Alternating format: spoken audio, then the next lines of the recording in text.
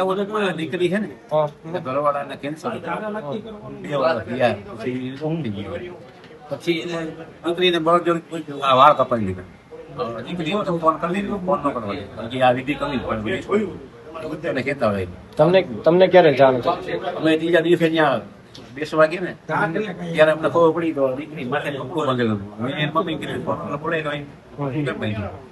તો રોવા માંડી મારા વાર ફરજિયાત વિશે ઉતારી જાય ત્યારે અમને ફોન કરે કે ફોન ન કરવા દીધો કે આ બધું કરવાનું છે તારા પપ્પા ન પૂછવાનું હોય. ખાસ કરીને તમે 6 મહિના પછી મીડિયા સામે આવ્યા છો, કારણ શું?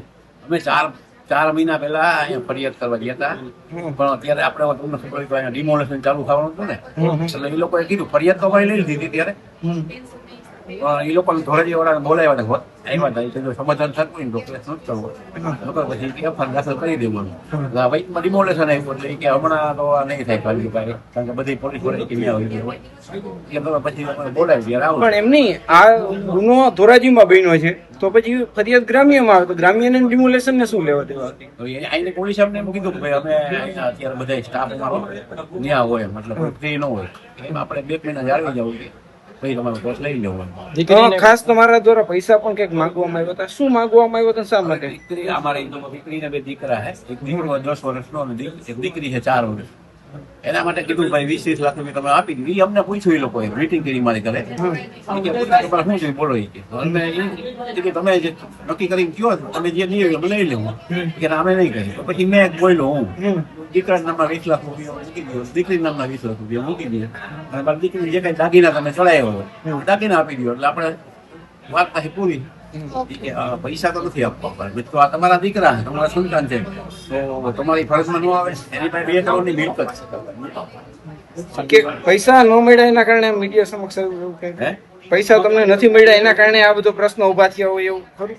ના, મારા પતિને કેન્સરની બીમારી હતી અને તેનું અવસાન 11/11/2025 ત્યાર પછી તે ત્રીજા દિવસે જે વિધિ કરવાની હોય સુવારાની વિધિમાં મારા સાસુ ને મારા નણંદ દ્વારા મને બળજબરીપૂર્વક મુંડન કરાવ્યું હતું અને કીધું હતું કે જે કઈ કાર્ય કે જે કઈ વિધિ ત્યાર પછી કરી તો એ પહોંચશે નહીં એટલે એના હિસાબે બળજબરીપૂર્વક મુંડન કરાવી નાખ્યું. મેં વિરોધ બી કર્યો, મેં મારા પપ્પાને ફોન બી કરવો હતો તો એ પણ ન કરવા દીધો. બેન શું કીધું તું આત્માને મોક્ષ નહીં મળે, શું વાત શું કરી હતી, કયા કારણથી મુંડન કરાવ્યું? કે આપણે ત્યાર પછી જે અવસાન થાય ત્યાર પછી જે કઈ પણ વિધિ કરીએ આપણે તો એ વિધિ કે પહોંચશે નહીં એમ. બેન ખાસ કરીને કે તમારું મુંડન છે ત્યારે તમને કેટલી તકલીફ પડી હતી, શું દુઃખ હતું એક મહિલા તરીકે દુઃખ તો હોય જ ને, કેમ કે વાળ એ સૌંદર્યમાં જ આવે, સ્ત્રીના સૌંદર્ય એ વાળ કહેવાય. દુઃખ તો બહુ બધું છે પણ ત્યારે લાચાર હતી હું, કેમ કે ત્યાં મારું કોઈ પોતાનું હતું નહીં.